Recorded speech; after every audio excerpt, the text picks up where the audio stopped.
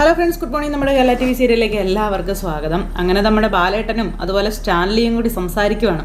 അപ്പോൾ സ്റ്റാൻലി നമ്മുടെ ബാലേട്ടൻ ആരാണെന്നോ എന്താണെന്നോ ഒന്നും അറിയാതെ കുറച്ചൊക്കെ സംസാരിച്ചു. അതിനുശേഷം പിന്നെ നിങ്ങൾ ആരാണ്, എന്താണ്, ഇവിടെ നിന്നാണ് വന്നത്, നിങ്ങൾക്ക് എങ്ങനെ എന്നെ മനസ്സിലായി, അല്ലെങ്കിൽ എൻ്റെ അഡ്രസ്സ് ആരാ തന്നത്, ഇതെല്ലാം ചോദിച്ചു.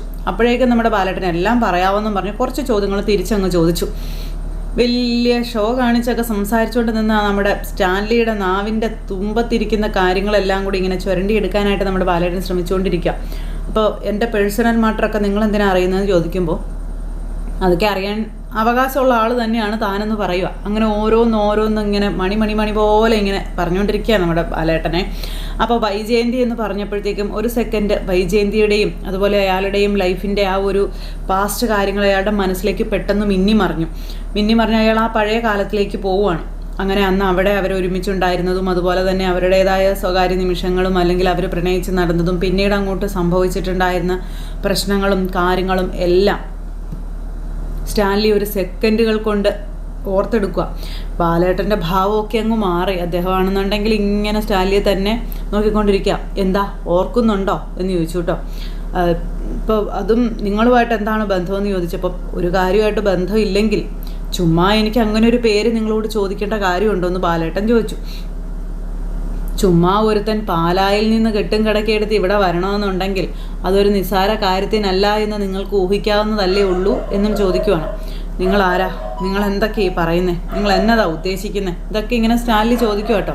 അപ്പോൾ എനിക്ക് ഒരൊറ്റ ഉദ്ദേശം മാത്രമേ ഉള്ളൂ, നിങ്ങളുടെ നാവിൽ നിന്നും ഞാൻ ചോദിച്ച ചോദ്യങ്ങൾക്കുള്ള ഉത്തരങ്ങൾ കിട്ടുക എന്നുള്ളത്.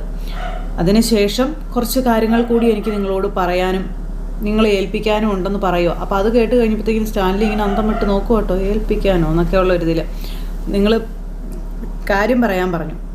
ഞാൻ ചോദിച്ചതിനുള്ള ഉത്തരം താങ്കൾ ഇതുവരെ എനിക്ക് തന്നില്ല എന്ന് നമ്മുടെ ബാലേട്ടൻ പറയുമ്പോൾ അദ്ദേഹം ഒന്നുകൂടെ ഒന്ന് പതറി ഇങ്ങനെ നിൽക്കുക. പിന്നെയും ഒരു സ്മോളും കൂടി എടുത്ത് അടിക്കാനായിട്ട് നോക്കുമ്പം ഞാൻ പറയുന്ന കാര്യങ്ങൾ കേട്ടതിന് ശേഷം കഴിച്ചാൽ പോരേന്ന് ചോദിച്ചു. അപ്പോഴത്തേക്കും പിന്നെ അയാളുടെ കൈയും കാലൊക്കെ വിറയ്ക്കാൻ തുടങ്ങി. ആ സാധനം അവിടെ തന്നെ അങ്ങ് വെച്ചു. എന്നാന്ന് വെച്ചാൽ ഇനിയിപ്പം തെളിവ് സഹിതം കൊണ്ട് ഒരുത്തം വന്ന് ഫ്രണ്ടിൽ നിൽക്കുമ്പോൾ വലിയ ഷോ ഓഫ് കാണിക്കാൻ പറ്റത്തില്ലല്ലോ. സ്റ്റാലി ഇങ്ങനെ സ്റ്റക്കായിട്ട് നിൽക്കുക. അപ്പോഴത്തേക്കും നമ്മുടെ ബാലേട്ടൻ ചോദിച്ചു, ഞാൻ ചോദിച്ചതിനുള്ള ഉത്തരം വൈജയന്തി എന്ന് പറയുന്ന ആളിനെ നിങ്ങൾക്ക് അറിയാമോ എന്ന് ചോദിച്ചു. അവരുമായിട്ട് നിങ്ങൾ പ്രണയത്തിലായിരുന്നോ എന്ന് ചോദിച്ചു. അപ്പോൾ അതേന്ന് പറഞ്ഞു. പറയാതിരിക്കാൻ നിവർത്തിയില്ല, നമ്മുടെ ബാലേട്ടൻ പറയിപ്പിക്കുമല്ലോ. അങ്ങനെ ബാലേട്ടനും സ്റ്റാൻലിയുമായിട്ടുള്ള ആദ്യത്തെ സംഭാഷണത്തിൻ്റെ ആദ്യത്തെ സത്യസന്ധമായിട്ടുള്ള ആ ഒരു ഉത്തരം നമ്മുടെ ബാലേട്ടന് കിട്ടിക്കഴിഞ്ഞു. അത് കേട്ടപ്പോൾ ആ മനുഷ്യനൊന്ന് തകർന്നു കേട്ടോ. തകർന്നെന്ന് പറഞ്ഞാൽ ഉള്ളിൽ ശരിക്കും അങ്ങ് പെടഞ്ഞു. അപ്പോൾ അത് വെറുതെ ആവണേ അല്ലെങ്കിൽ അത് സത്യമാവരുതേ എന്ന് ഉള്ളിൻ്റെ ഉള്ളിൽ എവിടെയോ ഉണ്ടായിരുന്നത് പോലെ ഒരു ഫീലിങ്സ്. അപ്പോൾ ഇങ്ങനെ ചോദിച്ചു, അല്ല നിങ്ങളെന്തിനാ ഇതൊക്കെ ഇപ്പോൾ ഇവിടെ വന്ന് പറയുന്നത് എന്നൊക്കെ ചോദിക്കുമ്പോൾ അത് 24 വർഷങ്ങൾക്ക് മുൻപ് നിങ്ങൾ പ്രണയിച്ചിരുന്ന വൈജയന്തി അന്ന് ഗർഭിണിയായിരുന്നു എന്ന് ചോദിച്ചു. അപ്പോഴത്തേക്കും ദേ കിടക്കുന്ന അയാളുടെ ബാക്കി ഗ്യാസും കൂടെ പോയി. ഇയാൾ അന്താളിച്ചിങ്ങനെ നോക്കുക കേട്ടോ. അപ്പോൾ ഇയാൾ പോലും ശരിക്കും അറിഞ്ഞിട്ടില്ല എന്ന് തോന്നുന്നു, ഇയാളുടെ നോട്ടവും നിപ്പവും ഒക്കെ കണ്ടിട്ട്. അപ്പോൾ ദേ ഗർഭിണിയായിരുന്നു എന്ന് ചോദിക്കുമ്പോഴത്തേക്കും നിങ്ങൾക്ക് എന്താ പറ്റിയ എന്നൊക്കെ ഇങ്ങനെ സ്റ്റാൻലി ചോദിക്കുക. ഒരു തെളിവും ഇല്ലാതെ ഒന്നുമില്ലാതെ ഞാൻ വന്നു നിന്ന് പറയില്ല എന്നുള്ളത് നിങ്ങൾക്കറിയില്ല, മനസ്സിലാക്കാനുള്ള ബോധം ഇല്ലേ എന്ന് ബാലേട്ടൻ ചോദിക്കും. ഇത്രയും കാര്യങ്ങളൊക്കെ ഞാൻ അറിഞ്ഞിട്ടുണ്ടെങ്കിൽ ബാക്കിയുള്ള കാര്യങ്ങളും എനിക്ക് അറിയാവുന്നത് കൊണ്ട് തന്നെയാണ് ചോദിക്കുന്നതെന്ന് അറിയില്ലേന്ന് ചോദിച്ചപ്പോഴത്തേക്കും അദ്ദേഹം പറഞ്ഞു, അതിനെപ്പറ്റി തനിക്ക് കൂടുതലൊന്നും അറിയില്ല, പക്ഷേ ചില സംശയങ്ങളും കാര്യങ്ങളൊക്കെ തനിക്ക് ഉണ്ടായിരുന്നു എന്നും അതിനുവേണ്ടി ഞാൻ ഒരിക്കൽ കേണൽ ഗംഗാധര മേനോനെ കാണാനായിട്ട് അവിടെ പോയതായിരുന്നു എന്നും ആ സമയത്ത് അവരാരും എന്നെ വൈജയന്തിയെ കാണിച്ചില്ല, എന്നെ അവിടുന്ന് ആട്ടി ഓടിക്കുകയാണ് ചെയ്തതെന്നുള്ള കാര്യവും ഇയാൾ ബാലേട്ടനോട് പറയുക. അപ്പോൾ ബാലേട്ടൻ അതൊക്കെ കേട്ടിങ്ങനെ ഭയങ്കര ഇതിലൊരു ത്രില്ലിൽ ഇങ്ങനെ നിൽക്കുവാണ്. ഒരു കള്ളനെ പിടിച്ച സുഖം എന്നുള്ളൊരു ത്രില്ലിൽ ഇങ്ങനെ അവിടെ നിൽക്കുക.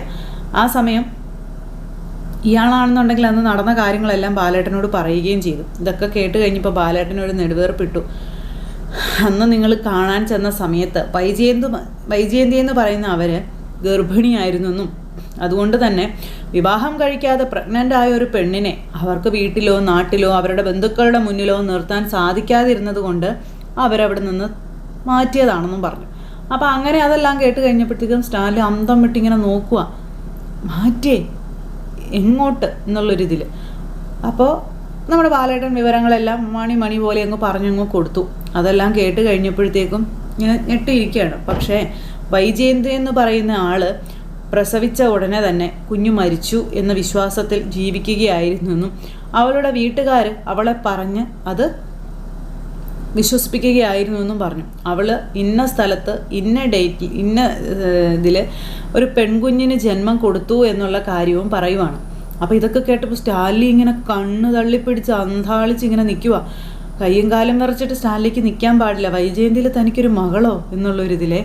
അപ്പോൾ സ്റ്റാൻലി ഇങ്ങനെ നിൽക്കുമ്പോൾ നമ്മുടെ ബാലേട്ടൻ എല്ലാം പറയുമല്ലേ. അപ്പം ഉണ്ടായ കുഞ്ഞ് മരിച്ചു പോയി എന്ന ഒരു വിശ്വാസത്തിൽ അവളെ മറ്റൊരു വിവാഹം കഴിപ്പിച്ചെന്നും ആ ഒരു വിവാഹ ജീവിതത്തിൽ കഴിഞ്ഞ 24 വർഷമായി കൂടെ ജീവിച്ച എല്ലാവരെയും കൂടെ ഉണ്ടായിരുന്നവരെയൊക്കെ പറ്റിക്കുകയായിരുന്നു എന്നൊക്കെയുള്ള കാര്യങ്ങൾ പറഞ്ഞു. ആ ജീവിതത്തിൽ അവളുടെ കഴുത്തിൽ താലി കെട്ടിയവനെ ശരിക്കും അവളും അവളുടെ വീട്ടുകാരും കൂടി ചേർന്ന് വിലക്കെടുക്കുകയായിരുന്നു എന്നൊക്കെ പറയാം. അപ്പോൾ ഇതൊന്നും അറിയാതെ ബാലേട്ടൻ ഇവർക്കിടയിൽ ഉണ്ടായിരുന്നതും അതുപോലെ തന്നെ ബാലേട്ടന് വൈജയന്തിയോട് ഉണ്ടായിരുന്ന ആ ഒരു ഇഷ്ടം അത് വീട്ടിൽ ചെന്ന് പറഞ്ഞപ്പോൾ അന്ന് അവന് നേരിടേണ്ടി വന്ന് ആ ഒരു അപമാനവും അല്ലെങ്കിൽ വേദനയും കാര്യങ്ങളും എല്ലാം പറഞ്ഞു. അതിനുശേഷം വൈജയന്തി പ്രസവിച്ച് ഒരു കുഞ്ഞിൻ്റെ അമ്മയായതിനു ശേഷം ആ ചെറുപ്പക്കാരന് അവളെ വിവാഹം ചെയ്തു കൊടുത്ത കഥയും ഇതെല്ലാം അങ്ങ് പറഞ്ഞു. അപ്പോൾ എല്ലാവരുടെയും അപമാനവും അല്ലെങ്കിൽ ശിക്ഷണമൊക്കെ ഏറ്റുവാങ്ങി പുറത്തേക്ക് പോയി അന്യനാട്ടിൽ കിടന്ന് കുറച്ച് പൈസയൊക്കെ ഉണ്ടായി തിരിച്ചു വന്ന്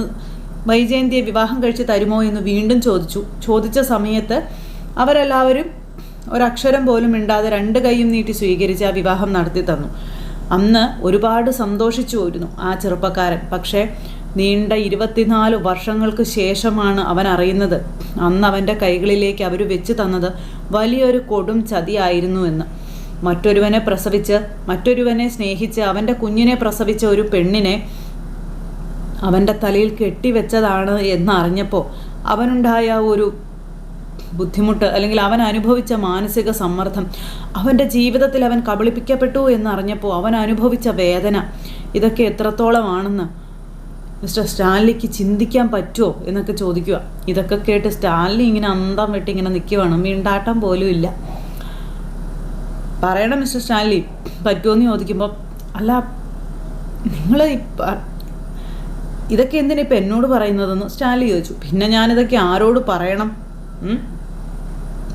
അവൾ വിചാരിച്ചിരുന്നത് പോലെ അവൾ ആദ്യമായി പ്രസവിച്ച നിങ്ങളുടെ കുഞ്ഞ് മരിച്ചിട്ടില്ല എന്നും കൂടെ പറയുമ്പോഴത്തേക്കും ഈശ്വരാ അതെ ഭൂമിയൊക്കെ പിളർന്ന് താഴേക്ക് പോകുന്നത് പോലെ സ്റ്റാൻലി ഇങ്ങനെ കണ്ണും മിഴിച്ച് നോക്കിക്കൊണ്ട് ഇങ്ങനെ നിൽക്കുക.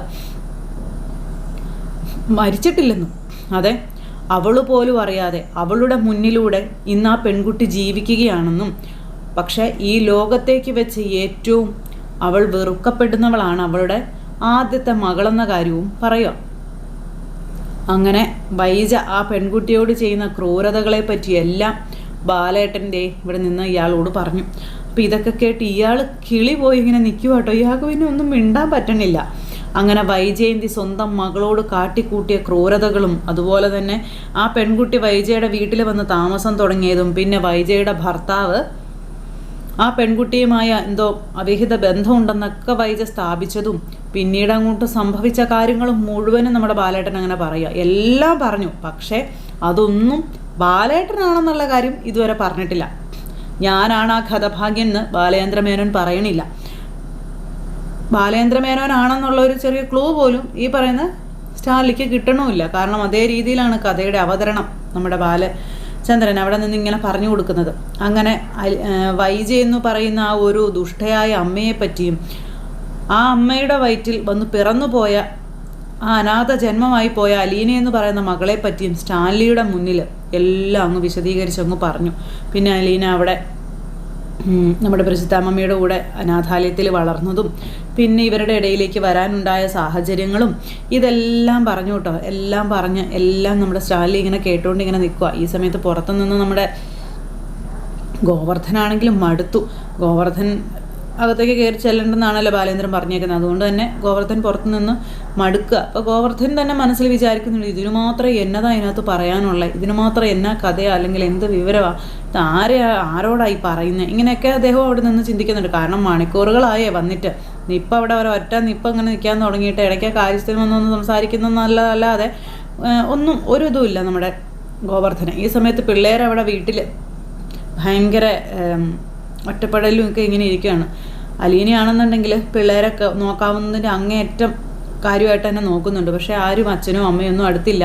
അച്ഛൻ എവിടെ പോയി, അച്ഛൻ എന്താ വരാത്ത, ഇതുള്ള ആ ഒരു ടെൻഷനും കാര്യങ്ങളൊക്കെയാണ്. അപ്പോൾ അലീനയ്ക്ക് കാര്യം അറിയാം അച്ഛൻ എന്തോ ഒരു വലിയ കാര്യത്തിന് വേണ്ടിയാണ് പോയിരിക്കുന്നതെന്ന്. അങ്ങനെ നമ്മുടെ അലീന അങ്ങനെ അവിടെ നിൽക്കുമ്പോഴത്തേക്ക് ഇവർ വന്നിട്ട് അച്ഛൻ പോയിരിക്കുന്നത് അലീന ചേച്ചിയെ കൊണ്ടുവന്ന് ആക്കാനായിട്ടുള്ളൊരു ഷെൽട്ടർ തേടി ആയിരിക്കുമോ എന്നിങ്ങനെ പറയണു. അപ്പോൾ അത് കേട്ട് കഴിഞ്ഞപ്പോഴത്തേക്കും അലീനയ്ക്കാണെങ്കിൽ അങ്ങനെ ആയിരിക്കാം എന്നുള്ളൊരു തോന്നലുണ്ട് എന്ന കാര്യം പിള്ളേരോട് പറഞ്ഞു. എന്നാലും അച്ഛൻ പോയിച്ച് വരുമ്പോൾ ചേച്ചീനെ ഇവിടെ നിന്ന് കൊണ്ടുപോകില്ലേ, ഇവിടെ നിന്ന് പോണോ ചേച്ചി എന്നൊക്കെ ചോദിച്ചുകൊണ്ട് ഇങ്ങനെ ആ ഒരു ഇതിലൊക്കെ ഇങ്ങനെ പറയാം. അപ്പോൾ അതും പറഞ്ഞ് ബബിത അവിടെ നിന്ന് അങ്ങോട്ടേക്ക് പോയി. അപ്പോൾ ബബിതയോട് കുറേ ആശ്വാസവാക്കുകളൊക്കെ അലീന പറഞ്ഞു. അത് കഴിഞ്ഞ് കൃഷ്ണയ്ക്ക് വിവരങ്ങൾ അറിയില്ല. അപ്പോൾ കൃഷ്ണ വന്നിട്ട് ചോദിച്ചു, ഇനി അലീന ചേച്ചിയുടെ അച്ഛനെ എങ്ങാനും തേടി പോയിരിക്കുന്നതായിരിക്കും അച്ഛൻ എന്നിങ്ങനെ ചോദിച്ചപ്പോഴത്തേക്ക് അലീനയുടെ ഭാവമൊക്കെ മാറി, അലീനയുടെ മുഖമൊക്കെ വല്ലാതായി. അതായിരിക്കുമോ എന്ന് അലീന ഒരു പേടി അലീനയ്ക്കും ഉണ്ട്. എന്തായാലും അലീന ഇതെല്ലാം കൃഷ്ണയായിട്ട് സംസാരിച്ചു. അത് കഴിഞ്ഞിട്ട് സംസാരിച്ചുകൊണ്ടിരിക്കുമ്പോൾ അച്ഛൻ എന്താണോ ശരിയെന്ന് തോന്നുന്നത് ചെയ്യട്ടെ, അച്ഛൻ്റെ ശരിയിലൂടെ പോകാനാണ് ഞാൻ തീരുമാനിച്ചിരിക്കുന്നതെന്ന് അലീന പറയുക. ഒരിക്കലും തന്നെ ഒരു വേണ്ടാത്ത സ്ഥലത്ത് അച്ഛൻ കൊണ്ടാക്കില്ല എന്ന് തനിക്ക് അറിയാമെന്നുള്ള കാര്യവും അലീന പറയുന്നു. അത്രയ്ക്ക് കാര്യങ്ങൾ കീറി മുറിച്ചതിന് ശേഷം മാത്രമേ അച്ഛൻ കാര്യങ്ങൾക്ക് തീരുമാനം എടുക്കുകയുള്ളൂ എന്ന കാര്യവും പറഞ്ഞ് നമ്മുടെ അലീന ഇങ്ങനെ കൃഷ്ണയോട് പറയുവാണ്. കൃഷ്ണ എന്നിട്ട് സങ്കടപ്പെട്ട് അവിടെ നിന്ന് പോയി. അലീനയ്ക്കാണെങ്കിൽ ആകെ നിരാശയും സങ്കടവും ഒക്കെ. അലീന എന്നിട്ട് വിഷമിച്ച് നിരാശപ്പെട്ട് ഇങ്ങനെ അവിടെ നിൽക്കുകയാണ്. കാരണം അച്ഛൻ പോയിരിക്കുന്നത് തന്നെ ഏറ്റവും സുരക്ഷിതമായ കൈകളിൽ ഏൽപ്പിക്കാൻ വേണ്ടുന്ന കാര്യങ്ങൾ ചെയ്യാനാണെന്നുള്ള കാര്യം അലീനയ്ക്ക് വ്യക്തമായിട്ട് മനസ്സിലായി. അങ്ങനെ അലീന അതിനെപ്പറ്റി ആലോചിച്ചുകൊണ്ട് നിൽക്കുന്നു. അപ്പോൾ ഈ സമയത്ത് വീണ്ടും അവിടെ സംസാരം തുടരുകയാണ്. അങ്ങനെ താനാണ് വൈജയന്തിയുടെ ഭർത്താവെന്ന് പറയാതെ പറഞ്ഞുകൊണ്ട് നമ്മുടെ ബാലേട്ടൻ സകലതും ഇങ്ങനെ വിളിച്ചു പറയുന്നു. അയാളെ മുൾമുനയിൽ നിർത്തിയിരിക്കുക, അയാൾക്ക് മിണ്ടാട്ടം പോലും ഇല്ലാത്തൊരവസ്ഥയിൽ. അങ്ങനെ സ്റ്റാൻലി അറിയുന്നു വൈജയന്തിയിൽ തനിക്കൊരു മകളുണ്ടെന്നും ആ മകൾക്ക് ഇന്നിപ്പോൾ ഇത്ര പ്രായമുണ്ടെന്നും ആ മകൾ അനുഭവിച്ച യാതനകളൊക്കെ. അങ്ങനെ തൻ്റെ മകളുടെ കാര്യം കേട്ട് കണ്ണ് തള്ളിപ്പിടിച്ചിങ്ങനെ നിൽക്കുന്ന ഒരു സ്റ്റാൻലി. അങ്ങനെയൊക്കെ ഒരുപാട് വിശേഷങ്ങളൊക്കെ ആയിട്ട് നമ്മുടെ ഇന്നത്തെ കഥ വരുന്നുണ്ട്. അപ്പോൾ ആരും തന്നെ മിസ് ചെയ്ത് കളയരുത് കേട്ടോ. എല്ലാവരും കാത്തിരുന്ന് കാണണേ. എല്ലാവർക്കും നല്ലൊരു ദിവസം ആശംസിക്കുന്നു. എല്ലാവരുടെ സപ്പോർട്ടിനും സ്നേഹത്തിനും ഒരുപാട് നന്ദി ഹൃദയത്തിൻ്റെ ഭാഷയിൽ അറിയിക്കുകയാണ്. വീണ്ടും കാണാമെന്നുള്ള പ്രതീക്ഷയോടെ നിർത്തുന്നു. ടാറ്റാ.